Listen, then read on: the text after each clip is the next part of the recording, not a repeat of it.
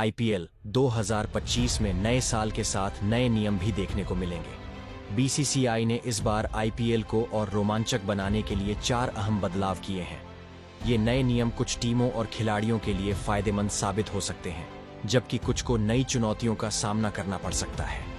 खास तौर पर कप्तानों और दूसरी पारी में गेंदबाजी करने वाली टीमों के लिए कुछ अहम बदलाव किए गए हैं। सबसे पहले, धीमी ओवर गति स्लो ओवर रेट के कारण अब कप्तानों पर बैन नहीं लगाया जाएगा।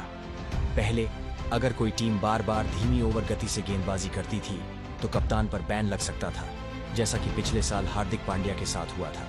लेकिन अब ऐसा नहीं होगा, बल्कि कप्तान को डीमेरिट पॉइंट दिए जाएंगे और उनकी मैच फीस काटी जा सकती है। इसका मतलब है कि कप्तान टीम के लिए लगातार उपलब्ध रहेंगे, लेकिन उन्हें धीमी ओवर गति का ध्यान रखना होगा। दूसरा बड़ा बदलाव गेंदबाजों के लिए है। अब टीमें, खास तौर पर दूसरी पारी में गेंदबाजी करने वाली टीम, 11वें ओवर के बाद नई गेंद का इस्तेमाल कर सकती है। पहले नई गेंद का इस्तेमाल सिर्फ टेस्ट क्रिकेट में देखने को मिलता था, लेकिन अब आईपीएल में भी यह नियम लागू होगा। यह नियम खास तौर पर उन टीमों के लिए फायदेमंद साबित हो सकता है जो दूसरी पारी में ड्यू फैक्टर से जूझती थी। हालांकि इससे स्पिन गेंदबाजों को नुकसान हो सकता है, क्योंकि नई गेंद से स्पिनर्स को कम मदद मिलेगी। तीसरा बदलाव सलाइवा लार के इस्तेमाल से जुड़ा है। कोविड-19 के बाद अंतर्राष्ट्रीय क्रिकेट में गेंद पर लार लगाने पर प्रतिबंध लगा दिया गया था, लेकिन अब बीसीसीआई ने आईपीएल में इस नियम को हटा दिया है। गेंदबाज और फील्डर्स अब फिर से गेंद को चमकाने के लिए लार का इस्तेमाल कर सकेंगे, जिससे रिवर्स स्विंग को बढ़ावा मिलेगा।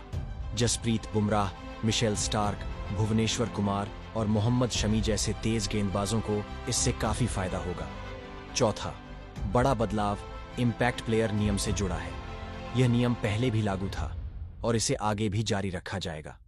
इस नियम के तहत एक टीम मैच के दौरान एक अतिरिक्त खिलाड़ी का इस्तेमाल कर सकती है, जो रणनीतिक रूप से टीम के लिए गेम चेंजर साबित हो सकता है।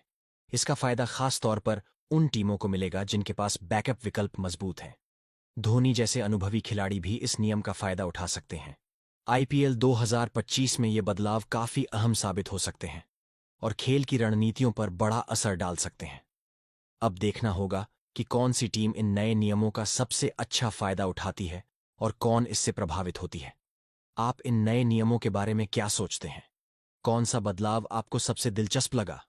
कमेंट सेक्शन में बताइए।